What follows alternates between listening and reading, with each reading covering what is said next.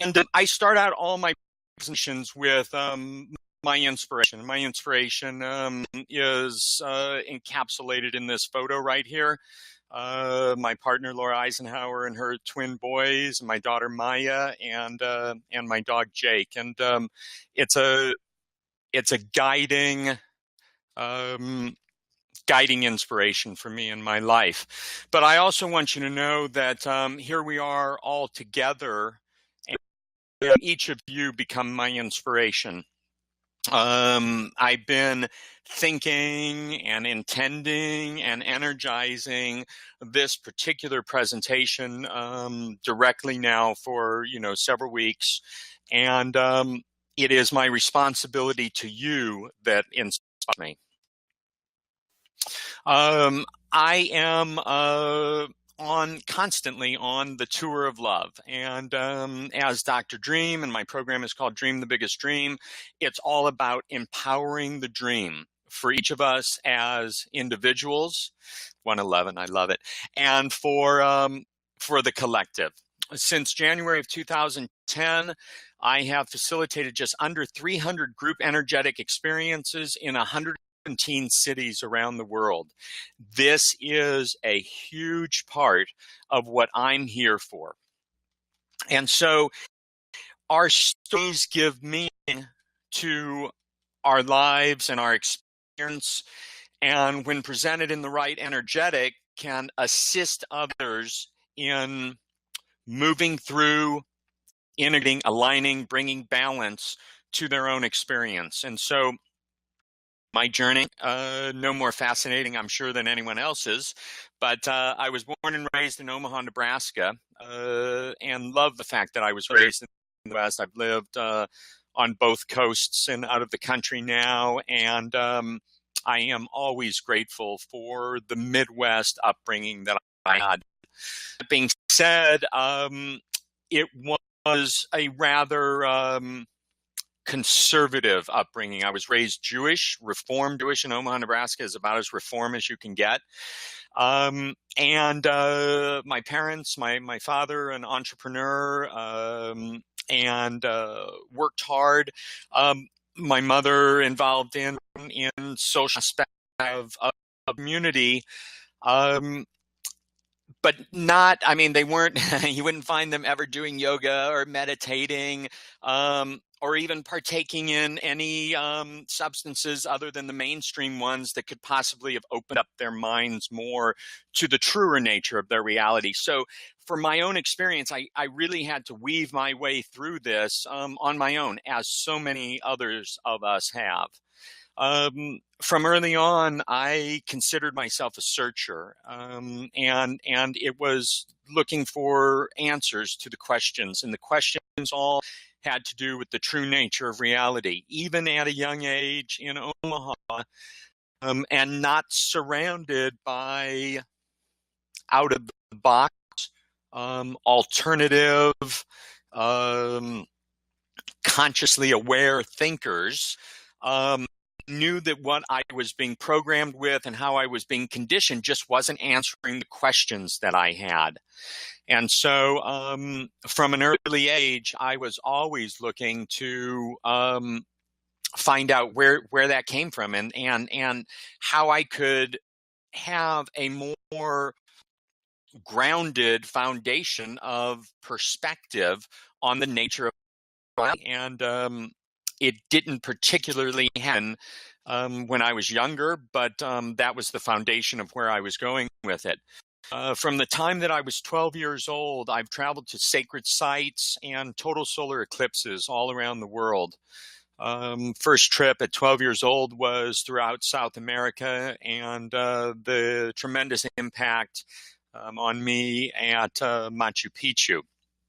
At that point, this life that I had been so wonderfully conditioned to step into, to be a businessman, to be a salesman, I was to be groomed to be an entrepreneur. As soon as I got to Machu Picchu, there was the beginning seeds of dissatisfaction with what I was being told or what was being presented to me that my life was about. Since that time, I've traveled to sacred sites all over the world, China, Cambodia, Thailand, throughout South America, Mexico, Central America. And it's been a fascinating part of my journey. And the stories are pretty incredible as I've had them sitting, one experience sitting inside the Pyramid of the Sun, doing secret ceremony. That was dimethyltryptamine. And we'll talk about all that in just a moment. But really amazing at the time exactly what was going on. But I realized now there were activations that I was doing and activations that were happening to me in these locations. So total solar eclipses, I've traveled all over the world to see them, and I have never felt the sense of freedom. And I mean, it's even hard to describe that feeling, but it's a feeling I've never felt anywhere. The research on this, I never thought science could explain this, but the research shows that during a total solar eclipse, the frequency of the entire planet, not just in the path of totality, shifts. And I was happy when science caught up with what I had been feeling so many years at these events. My mentors in this life, other than, say, my father and my grandfather, have been the plant teachers and the plant medicines. And I mentioned DMT a moment ago. That has been a major sacred medicine in my life. Also mushrooms, sacred mushrooms, and other psychedelic plant teachers. This is when I really shout from rooftops when I first got on the speaker circuit. But when we get down to it, it is about transparency. And I would hate that anyone would hold to the notion that I got to where I'm at because of yoga and meditation. That just wasn't my path. I don't suggest the plant teachers and medicines to everybody, but certainly if you're drawn to them, they're here reason for us. And the results of my own life have been nothing short of amazing and inspiring. All of this has brought me to an emphasis on individual and group energetics and group and individual consciousness. And it has been an amazing experience moving in this direction. Now, during this time, I, of course, was going through my own healing process.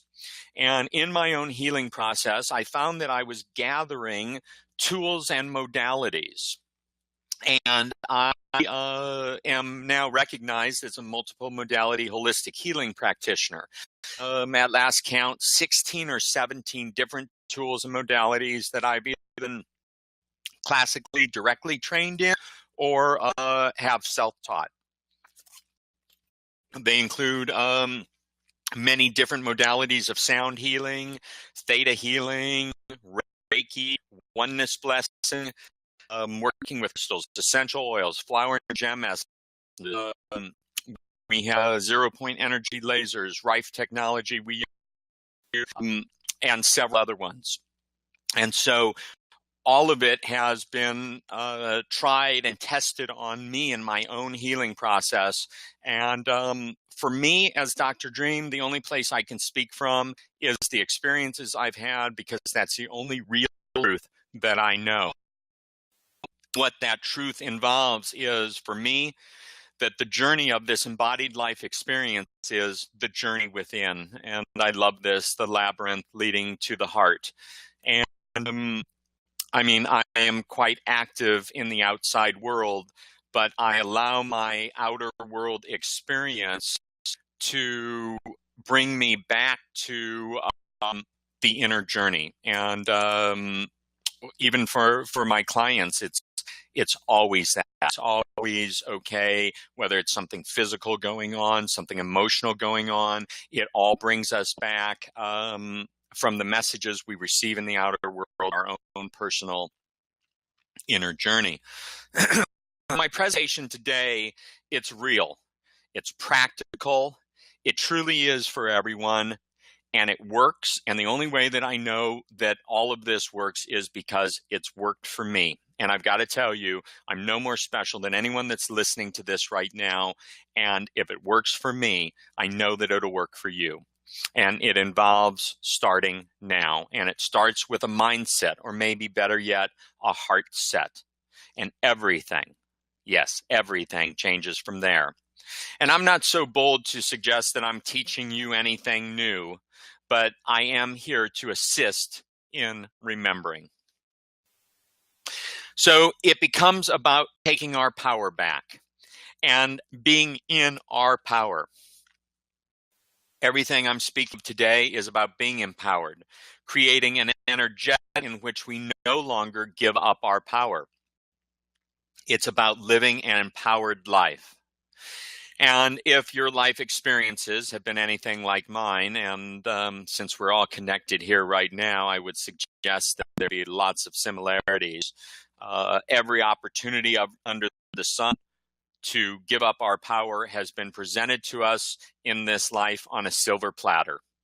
And without, at certain times, we have all fallen into that trap. But the state of human evolution and the expanded consciousness that is being shared by a growing number of beings on this planet allow us to see things as they are, and really are giving us the edge in seeing how things have gotten to where they are now.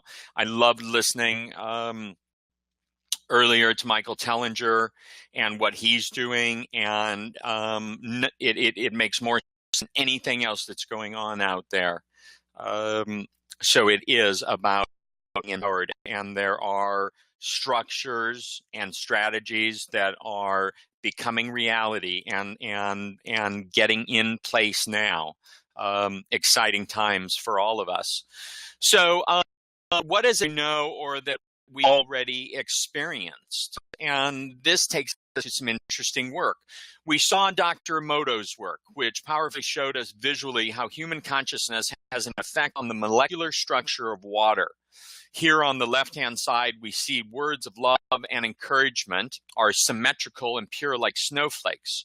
On the right-hand side, of hate, anger, and criticism are colored and malformed. Okay, well, it didn't take didn't take a rocket scientist to do this. It took a slaughter scientist. No, it didn't take a rocket scientist to figure this out. For me, the groundbreaking aspect of Dr. Emoto's work, this didn't surprise many of us at all. But what it does is it gives the backup that other people need. Okay? Because if you're not trusting your intuition that, gee, words of an encouragement, to be pure, and words of hate and anger are going to be malformed. If you don't trust your intuition and your inner knowing about that, they need some proof. And these days, people are so stuck in how they've been programmed and placed into this matrix that people need to be shown all the backup and everything else. I came into this life as a very emotionally based being, and while I like the science and everything, I'm still very much guided by my emotional body and what I feel and know to be true within my own being.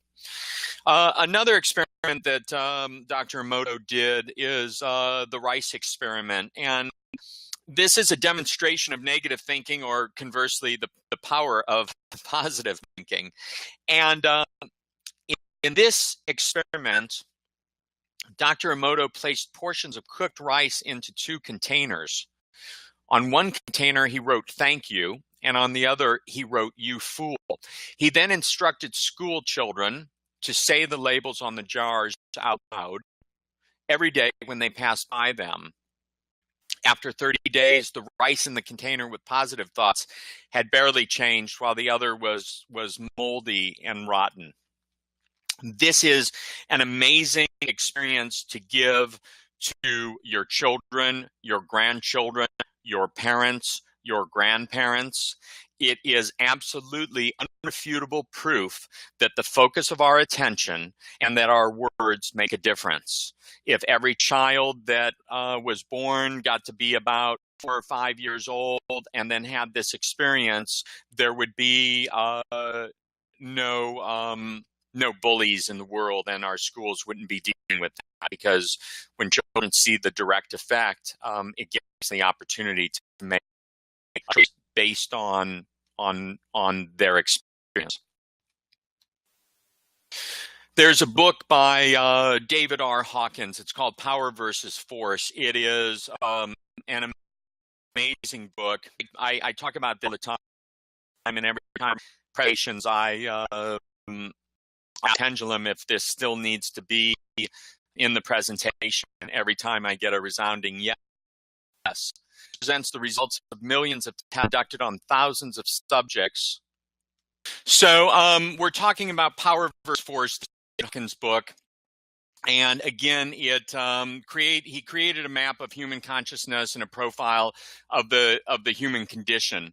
And let's bring this into a little bit of perspective. What he found on the scale of 1 to 1,000, the most realized and enlightened, is that below 200 on the scale, society is force rather than power. And you have the chart in front of you, and you can see kind of what's in there. The latest calibration statistics are that 78% of the population is at 200 or less on the map of human consciousness. When we go on to our next slide, we see that the destructive capacity of this majority, 7%, would annihilate mankind without the counterbalancing effect of the 22% above 200. Because the scale of consciousness is logarithmic, each incremental represents a giant leap in power. As such, here's the key right here. One person calibrated at 600 counterbalances the negativity of 10 million people below 200. Further up the scale, one enlightened person at 700 counterbalances 70 million people below 200. Okay, reason take this out of my presentations is because it reminds us more directly than probably anything else in our experience that one person, you, me, or that person that you see that you have no idea what they're about, can make a difference, and we are making a difference. The second great barrier is the level 500, which is love. And love in this context is a way of being in the world, not an emotionality as most of us perceive it. According to Dr. Hawkins, the reason the level of love is so difficult to achieve is because our ego is so rooted in the physical domain opposed to the spiritual domain, which emerges at 500. So the 400s represent the level of reason, guided by the linear, mystic world of form, which our modern society that includes advancement of medicine, science, government. I used to joke when I talked about advancements in government, but with Michael Tellinger on the scene, I do have hope for advancement in government. Interestingly enough, the top analytical genius, Einstein, Freud, Newton, Aristotle, etc., all calibrated around 499. The 500s represent a very difficult hurdle, as only 4% of the world's population calibrates in the 500s. This notes a shift from the linear, provable domain, classic physics or Newtonian physics, to the nonlinear, formless spiritual domain. And so this becomes really fascinating for us to take a look at in our own lives and see all about. Now, I will tell you something, and a lot of people find this interesting about me. I could muscle test, see where I fall on the map of human consciousness. And I say that because to me it also creates separation. The only thing to me, as far as this map is not the actual number that I'm holding. What means most to me is that I make a difference and I am expanding myself in each and every moment. End of story. Whatever about the scale, I don't need a number associated with me or anything like that. So, calibrated statements, and this is really fascinating. Creation and evolution are one and the same reality. That calibrated at 1,000, the highest level on scale, that's Christ consciousness. Creation and evolution are one and the same reality. The next one, consciousness is the irreducible atom of all that exists, also calibrated at 1,000. Life cannot be destroyed, it can only change form. Life cannot be destroyed, it can only change form. Nothing causes anything came in at 999. Judge Day is every day, 999. And the circumstances of birth and life are karmically perfect at 998.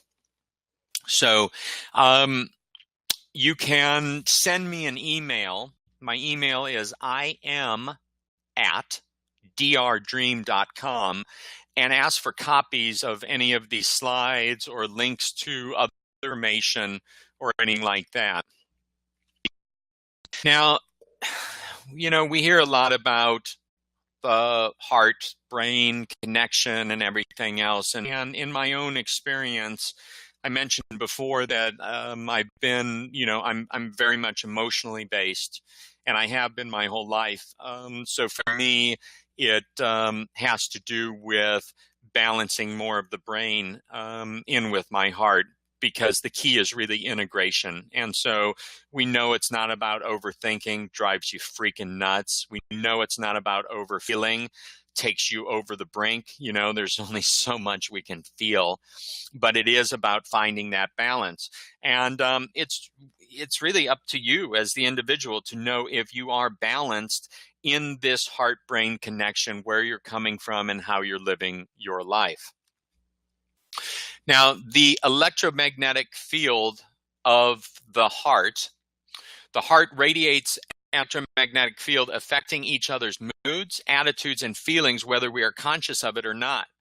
You are a beacon of energy wherever you go, whatever you do. You bring it with you, and it is emanating from you one way or another. Those that are aware of this and are conscious of our energetic fields may be focusing on kind of blasting that energy out there and really putting it out there. But even if you have never heard of this and you're even kind of questioning it, that your field, your electromagnetic field, could affect others' moods, attitudes, and feelings, it has been doing that, and it's been doing it all along. And so knowing that then creates for me a responsibility. Okay, so if I'm in a bad mood, it's not just affecting me, it's affecting everyone that I'm around. And so I have a responsibility.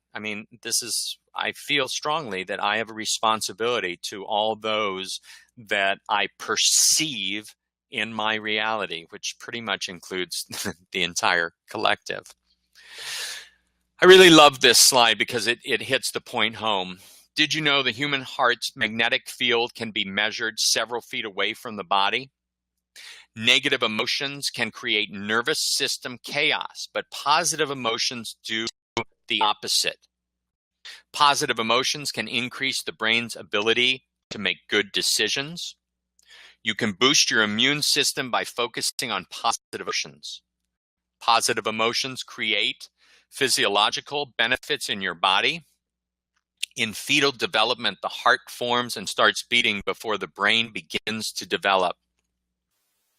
The heart is really an amazing organ, and how we focus our attention and our intention changes everything. My friends, I will be the first one to agree with you that we are in some very challenging times. As we as a collective, or as a aware collective, move away from the old paradigm old programming and the old conditioning, and we establish the new paradigms for all of us. There's a lot of stretching involved. There's a lot of growing pains involved. It's an expansive process. A lot of stuff is coming up for a whole lot of people right now. And I'm not suggesting that you stuff or bury your negative emotions, but I am suggesting that you only spend the amount of time with your negative emotions that you absolutely need to. And then ever so willingly, in our free will universe, flip that coin over and address the positive side of things and the positive emotions, and really feel yourself energizing those and creating that energetic within you. It will change everything. It will change your physical body. It will boost your immune system. It changes everything. Your ability to heal comes from knowing that you will heal. For you people that need that backup on that, I mean, the placebo effect, giving medicine to people and having them get well when they thought it was medicine, but when it was really just sugar pills or whatever. And then we can see in our own lives that what we know to be true is what happens for us. It will always be the direction we are drawn and the direction that pulls us the most. From my own experience as a holistic healing practitioner, and just as a human having an experience in this reality, these are some things that I know and that I've worked with and I've been dealing with. Healing our family dynamics, and this is a big point. I probably, like so many of us on this webinar right now, I was distinctively different from my parents and other members of my family, and I always was. And I got to a point in my life where it was no longer important to talk them into or hope that they would change. And so I went about my life and I went on my way, keeping contact with my family, but not being so vested in all of it and not being focused on what it would take to heal my own family dynamic. Now, here's the thing that I found, we all want to change the world. Certainly all of us on this webinar today want to change the world, and it takes inspired action. And what happens here on this planet is really up to us. But I mean, we're not all Michael Tellinger, who's got something that will get out there and will change the world. He's amazing, and there's other amazing people like that. But the world's not made up of 7 billion people like that. And then we start to look, okay, well, if we're not going to change the world, what can we do in our local community? And for some of us, that even begins to feel a little bit big. And what I'm suggesting to you is one of the greatest things you can do for yourself, for your family, and for the entire collective is to heal your family dynamic, is to take your desire to change the world and apply it to your family directly. You chose them. And if you're ready to change the world, I'm asking you to take a look and ask yourself if you're ready to change your family. And I speak to this from a very transparent place. I'm closer to my half-brother than I've ever been. I'm closer to my stepmother than I've ever been. I'm assisting my mother on a weekly basis. Before my father transitioned, I was able to bring emotional balance and congruence to our relationship. It allowed me to move into forgiveness. This is so powerful. Remember, we said that your electromagnetic field affects that of everyone else. If you're holding on to deep resentments, deep sadness, deep regrets, and carrying that in your field, we're all feeling it. So please, all of us, let's do a favor for ourselves, for our families, and for the collective, and focus on our families and healing those dynamics. Now, in my holistic healing practice, I've seen what, I mean, they won't be called miraculous physical healings in the future, but now for most people, what I have been a part of is nothing short of miracles. I've seen and experienced tumors disappear, and complete life changes just by emotional healing in people.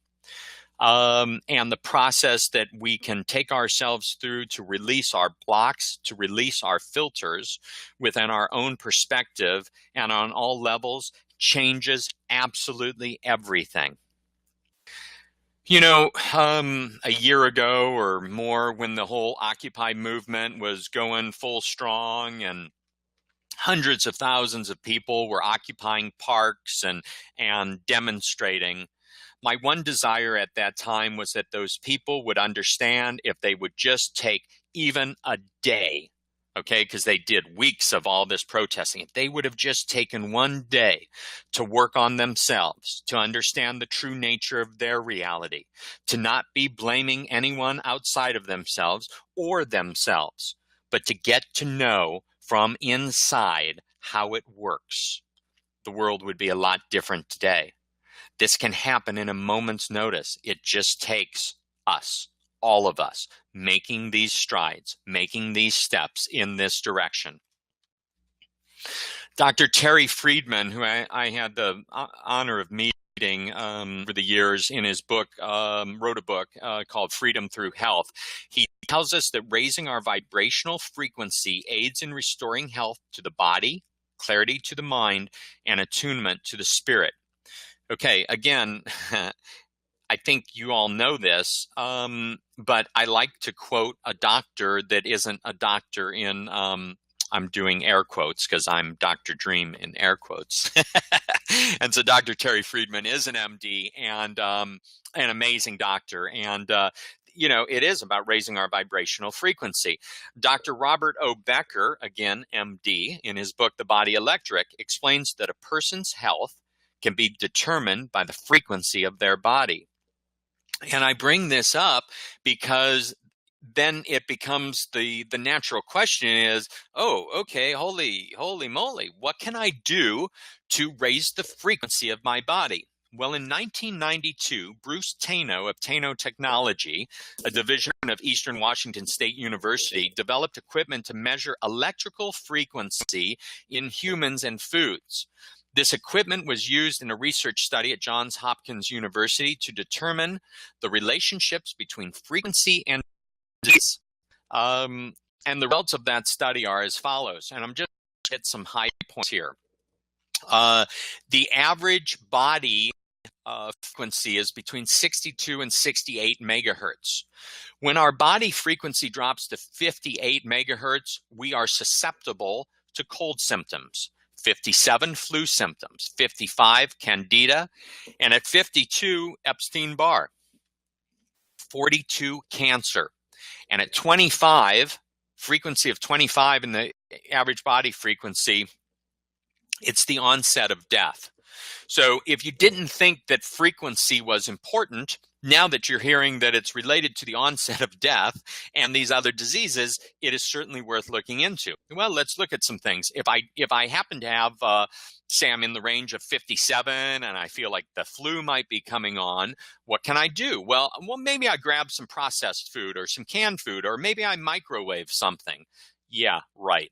Absolutely zero frequency to that. And my friends, if any of you have a microwave, please don't give it away. Get rid of it at a proper disposal place.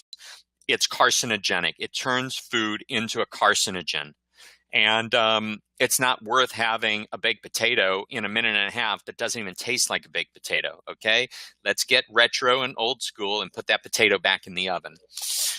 Fresh produce only gets us up to 15 megahertz, dry herbs 12 to 22, fresh herbs 20 to 27. Well, all is going to be good for me, but I need something over 68 megahertz to help my frequency raise. And I found that essential oils were in the frequency range 52 to 320 megahertz. The highest frequency oil is rose at 3 120. Frankincense comes in at 147. Lavender 118, and peppermint at 78 on this scale. So what does all this mean? Well, let's take a look at it. One of the participants, while holding a cup of coffee, their frequency dropped from 66 megahertz to 58 megahertz. It dropped 8 megahertz. Another participant drank the coffee. Oh, no. His frequency dropped from 66 to 52. So this is interesting. So after inhaling an essential oil of 75 megahertz of higher, my personal favorite is peppermint, coming in at 78, their frequencies returned to normal in less than 1 minute. So let's move on to something else some of us may do, smoking cigarettes. While holding a cigarette, another subject's frequency, just holding the cigarette, dropped 17 megahertz from 65 megahertz to 48. Smoking the cigarette, his frequency dropped to 42 megahertz. If you recall, that was the same frequency as cancer. I find this all fascinating. I don't drink coffee anymore, but I do have the occasional cigarette. I think I had one last week. And as soon as I was done with it, I breathe in the peppermint oil. Also, it makes a great deal of difference what energetic you're holding about the cigarette. If any of you are still smoking and you're smoking thinking that cigarettes are bad for you and that they absolutely suck, you need to quit, because that is intensifying and really creating a damage. Indigenous cultures have used tobacco in sacred ceremonies for, years and years and years, thousands of years. And, I would suggest that there is no damage from that. This is, my belief system. But the bottom line is some of these things do have an effect, but there is an easy way to raise your frequency in that moment. Essential oils in the higher frequency ranges tend to influence the emotions, while essential oils in the lower frequencies affect the physical body. And it's more about the structural and physical changes, including cells, hormones, bones, as well as viruses, bacteria, and fungi. Essential oils do not resonate with the toxins in our bodies, and this incompatibility is what helps eliminate the toxins from our systems. Essential oils also do not resonate with negative emotions, and so they allow us a greater opportunity to release them. I do a treatment called aroma, and it involves 8 oils along the spine and on the bottom of the feet. And people leave the office and call me later on, and they can't stop crying. Is this normal? And it's like, yeah, is allowing you, that experience today is allowing you to release those negative emotions.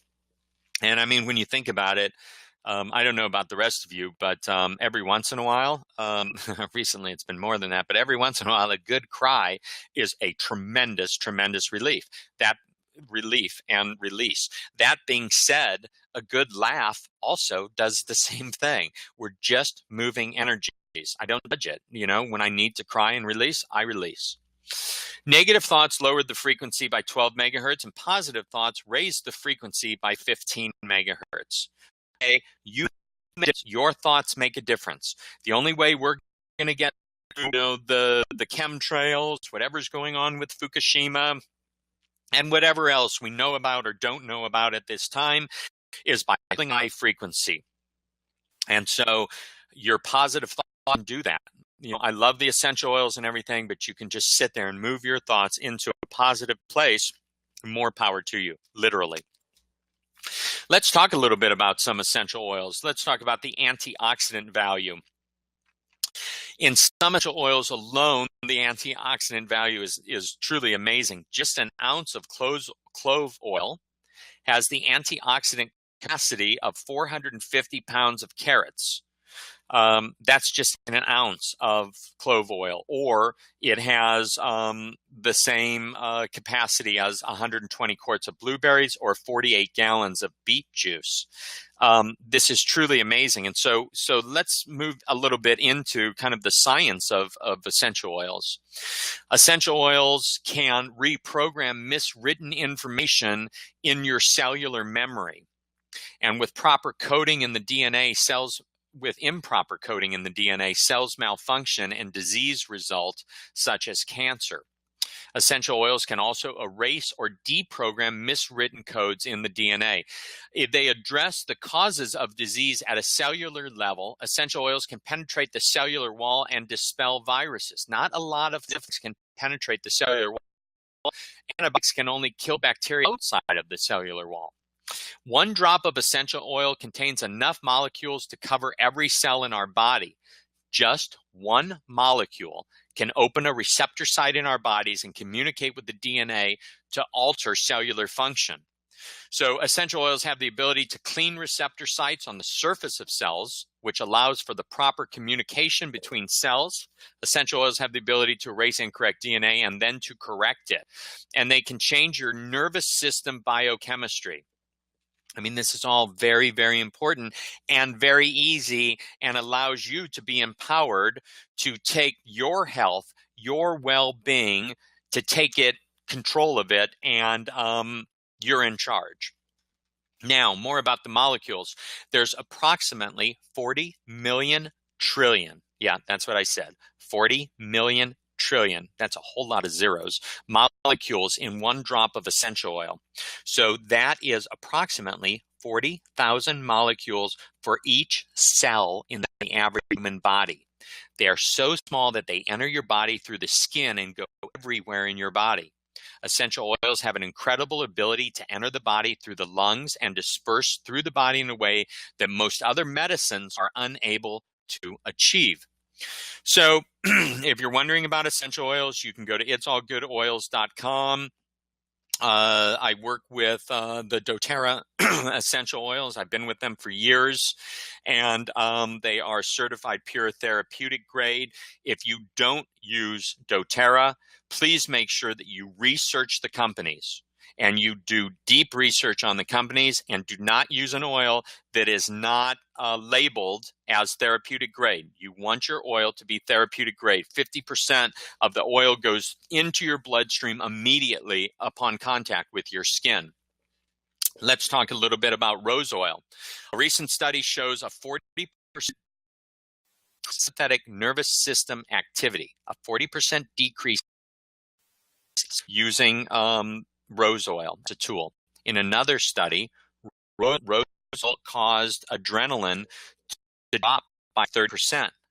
This is the fight or flight response, okay? And this is, a built-in response for us, and this can really alleviate it. I have a website called, that slide looks a little screwed up, but it's Rose Frequency, and it is the rosefrequency.com. There are rose oils there, and anointing oils, and hydrosols, but also these statistics and the study and everything else.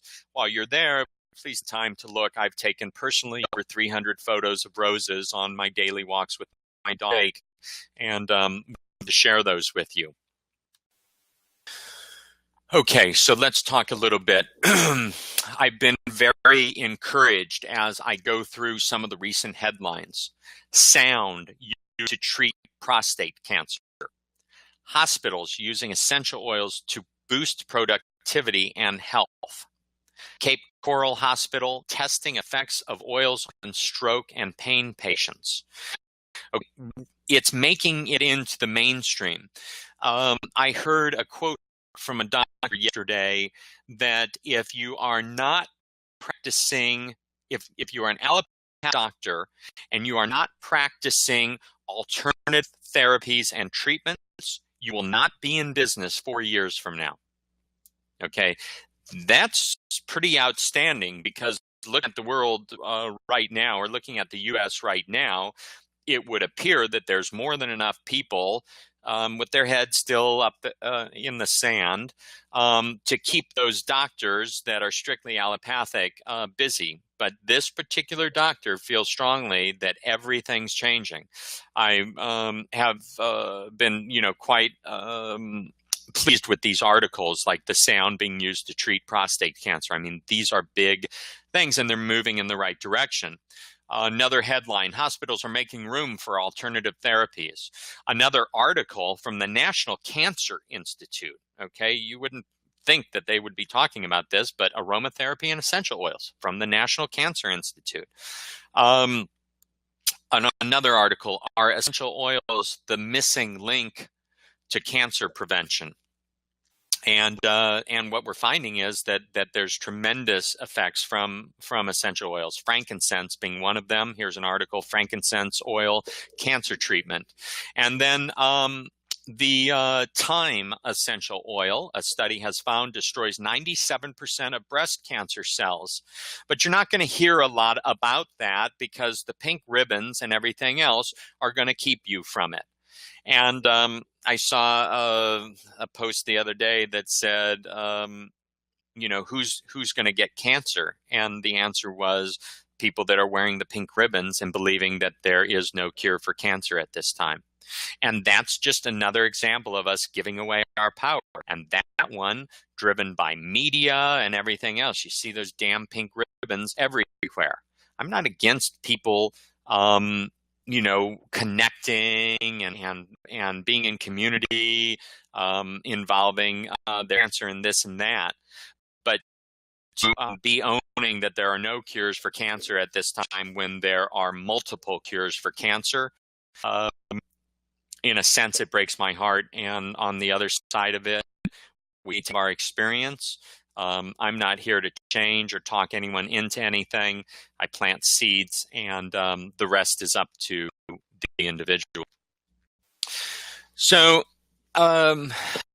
this is the third.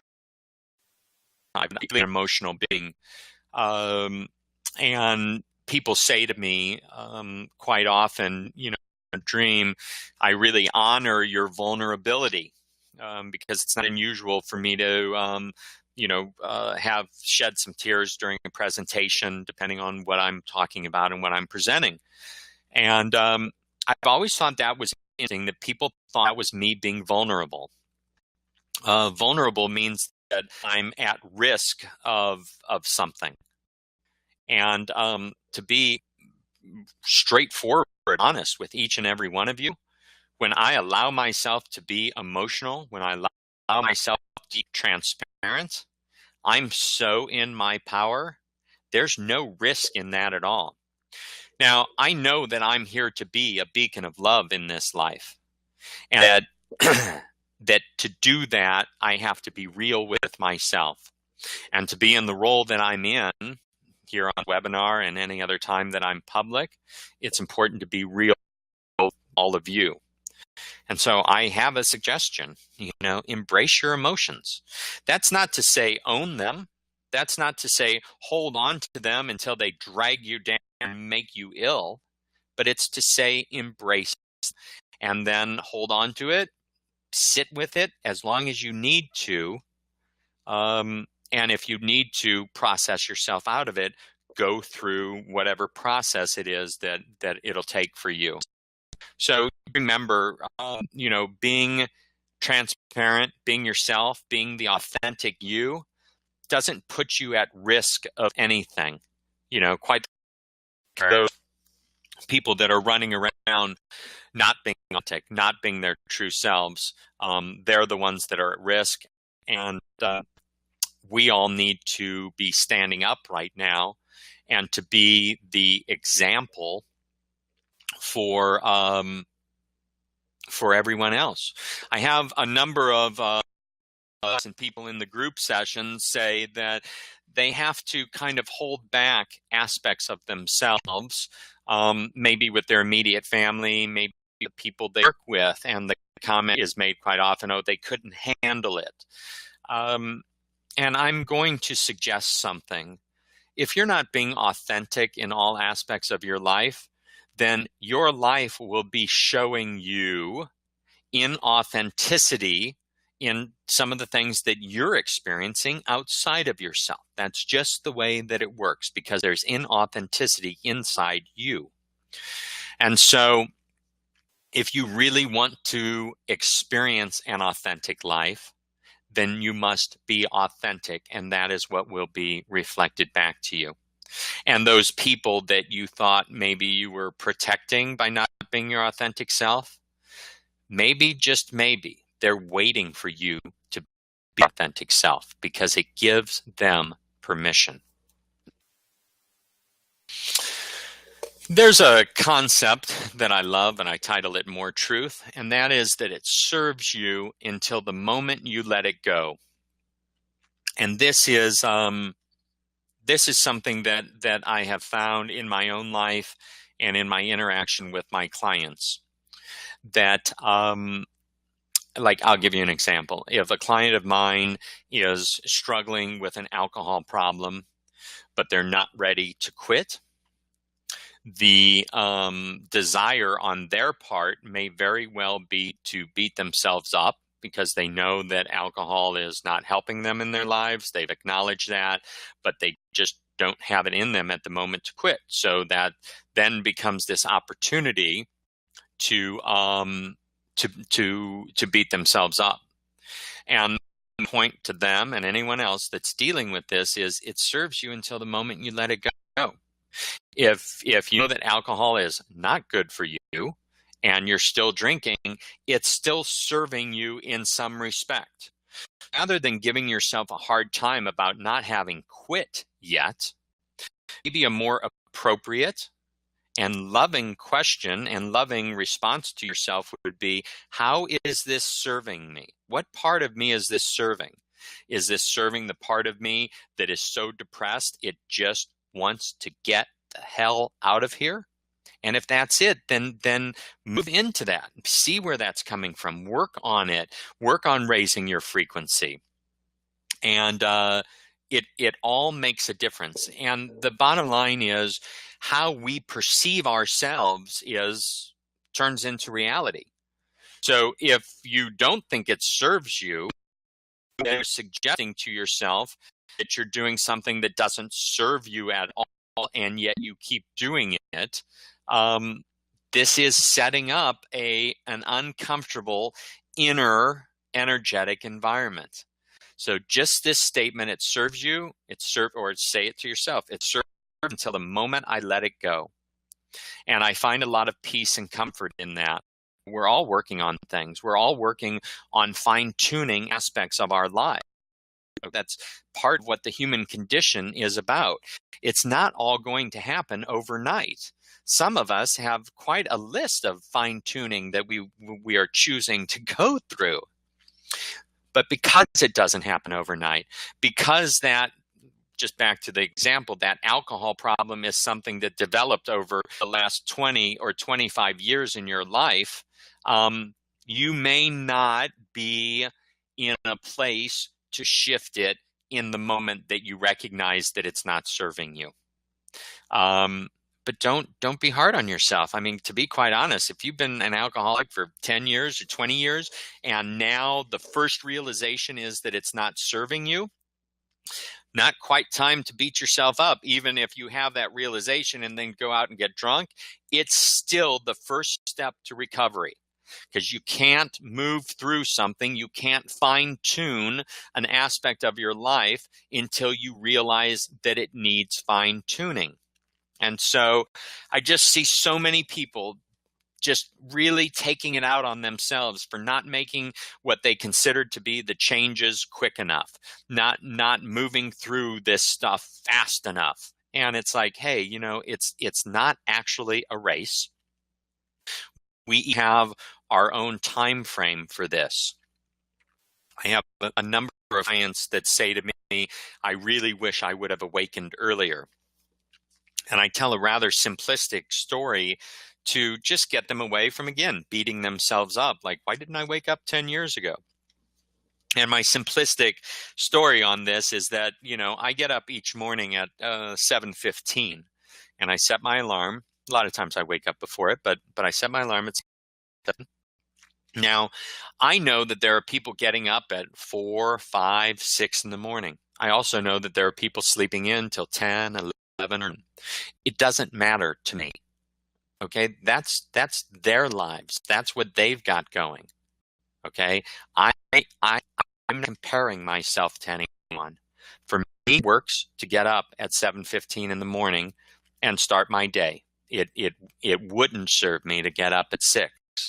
So if in your life you are in the process of waking up now and you're 35, I know that you chose your wake-up call, or you set the alarm, as it were, before you embodied to wake up at that time. So be okay with it. Just know there is divine perfection in all things. And if you can't find it, dig a little deeper, because it truly is there. So we know all of this. It becomes part of our experience. But what is it that keeps us from making the big changes and the big shifts in our life? And that is just resistance to change. All change meets resistance. I mean, and we all know this. I mean, even the most simple things create resistance within us when it is about change. So I'd like to suggest to you that if you are intent on creating change in your life, but it hasn't been happening because you're running into all this resistance, let go of any judgment about your own resistance. If there is no resistance, there is no change. And so where does this take us to? Well, obviously, we need to embrace our resistance and then embrace the change that we can transmute that resistance energy to. So quite honestly, your today self needs your assistance. Your inner child self needs your assistance. And so it would be time now, I'll suggest, for your higher self or your whole self to step in. And what does that really mean? Well, there's all different aspects that make up the being that you are. And the highest aspect of that is your higher self or your whole self. And it's so very important for us to connect in that, because my today self, while having all the lessons of the past, is still not as connected, as integrated, as balanced as my higher self is. And my inner child self, well, my inner child self definitely does need my assistance. So there's no doubt about that. And so just to look at your own life and look at what you've been resisting. And now, instead of beating yourself up over the resistance, say, you know what? It is natural to resist change, but I have the ability to transmute that resistance into creating that change. And so much of what we're speaking about here has to do with shining the light on what it is in your life that is calling out to you for the fine tuning, that is showing up in your life in a way that is less than comfortable. A little bit of judgment on that, but I'm not saying shows up as like a crappy thing. It's just less than comfortable. I'd like to take the edge off stuff. So if there are aspects of your life showing up less than comfortable, and I have to chuckle, because if there aren't, we might want to take your pulse just to make sure you're still alive. But so you have aspects that are showing up that are less than comfortable. It's up to you to say, okay, where's this coming from? Why am I giving myself this experience? I choose to have this, but there must be some part of me that's choosing from a more powerful energetic to bring this in. And so, follow the root. What is it teaching you? What is it giving you? A woman came up to me yesterday, and this is something physical. Had surgery 4 weeks ago. Her process has been going very, very well until yesterday. And yesterday, a strange part of her knee didn't expect to be hurting started hurting. She came up to me after the sound healing last night and said, Dr. Dream, and told the story. She said, Dr. Dream, do you have advice for me? And I said, well, the first thing I suggest we look at is what happened. Were you emotionally triggered yesterday? Did something go not the the way you wanted it to go? And she immediately, I mean, I could tell her face just went from kind of a smile of, Dr. Dream, can you kind of help me with this, to, oh my gosh, yes, I got emotionally triggered yesterday. And when you say around, for the most part, she'll be able to process. Most of them then go through a process with a good friend, a significant other, to clear it out, but it takes some help at times to see exactly what's going on. And then the reminder. I mean, she knew exactly once I said it, but she needed the reminder of, oh, my dear, sometimes we don't look at things just strictly on the physical realm. We look to the emotional body to see what's going on. And the point hit home, and we'll find out next week how it's going with that. So really, for all of this, keep calm and love yourself. I mean, this is what we're here for. Now, I used to think it was really kind of odd when people said that, you can't really love people outside of yourself to the highest ability that you have until you can really love yourself. And so it's a good question to ask yourself. Are you loving yourself as much as you can love yourself? Are you accepting yourself? All of you, all aspects of you. If you're not, then it's grist for the mill. It's an opportunity. Okay, this is drawing my attention. So where do I go? So I don't want to leave you in the dust, as it were, with all of this. And so I'm here to be in service, be a beacon of love in this interesting reality that we're mostly all sharing. It's not easy, and I want to help. So I offer no charge 15-minute phone consultations. They can be about anything. I've actually had people call me and say they want to sell me something, and I'm like, go book a no charge 15-minute phone consultation. We'll talk then. It can be about essential oil. It can be about a core issue you have. It can be about a block or a filter you're not able to find the way to release just yet. Anything. It can be about holistic healing. It can be about what I'm learning about Tibetan healing bowls or essential, anything at all. I'm here to be in service, and anything that I can do for you, I want to do for you. So you can go to drdreamsession.info and you can book a consultation with me, no charge, right there online, confirmed. And I'll look forward to hearing from you. I also have a program, Dr. 21 Days to Change, the Conscious Creation program. It is a 105-page playbook. I refuse because it's just too much work. So it's a playbook. It's a PDF, and you get to print it yourself. I charge $4.50 for it. It's at www.drdream.com. But I have a special offer for all of you on this webinar today. Send me an email, and I'll send you the link to download the free playbook for yourself. In addition to that, I'll offer a 15-minute no-charge consultation to get started on the program. So if you're really interested in change, if you're really interested in fine-tuning some aspect or aspects of your life, you're not alone. I'm here to be with you and walking that part of your journey with you. It's important for us all to remember that the love in our hearts radiates out to the entire collective. And we've shown that with the electromagnetic field and how people feel that, and the information that we talked about the heart energy. But this is love. And when we are connected to love, everyone connected to us feels it. And guess what? The entire collective is connected to us.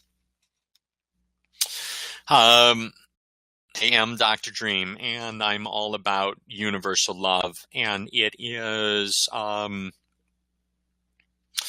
as difficult as this life experience is, as difficult as the energies are, as difficult as the manipulations and everything else that we experience in this reality are, I really do love it here.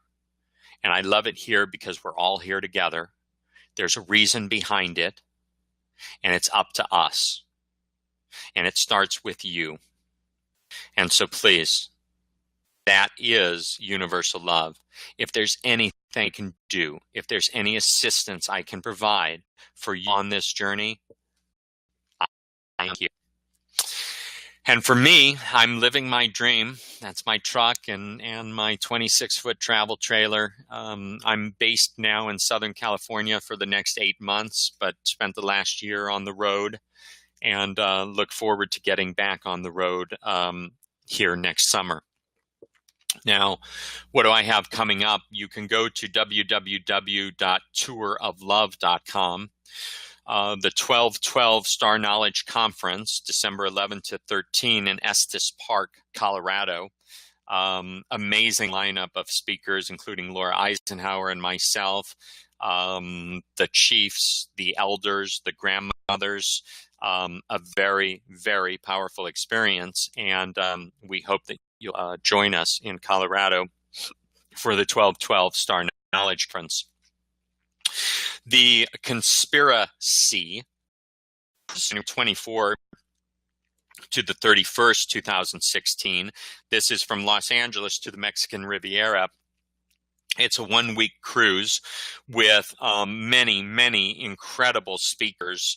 Go to touroflove.com. You can get all that information. Laura Eisenhower and I will both be presenting on this cruise, and this is going to be a fun one and kind of a fun way to enter into 2016 at sea and in fresh air and in good company. Now, the second Friday of each month, January through June 2016, I'm doing the Practical Ascension Sound Healing Series, 6 events at the Temple of Light in Irvine, California. Each session will have a different theme, and I'm really quite excited about this. I have 350 Tibetan healing bowls coming in the next 4 weeks.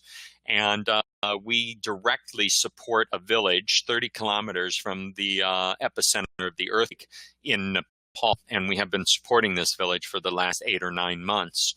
And so at all these sound healing events and the ones that we'll be booking, we will have always a large selection of the bowls. And the initial events, we're looking to have 200 or 300 bowls being played as part of the event. I hope that you will track us down and look for us. If you go to touroflove.com, you can join our email list. Laura does the astrological forecast. We have link of the week, photo of the week, all sorts of great information, because we want to give you something in addition to sharing our schedule with you.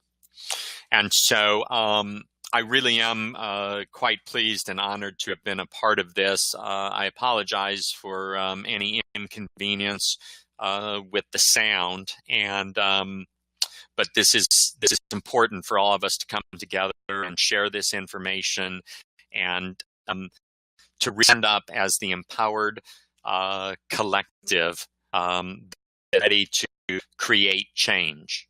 And you know my philosophy: if you're really ready to create change, start at home and then expand from there. Thank you all very much. I appreciate you, and I appreciate the courage that it takes all of us to be embodied at this time.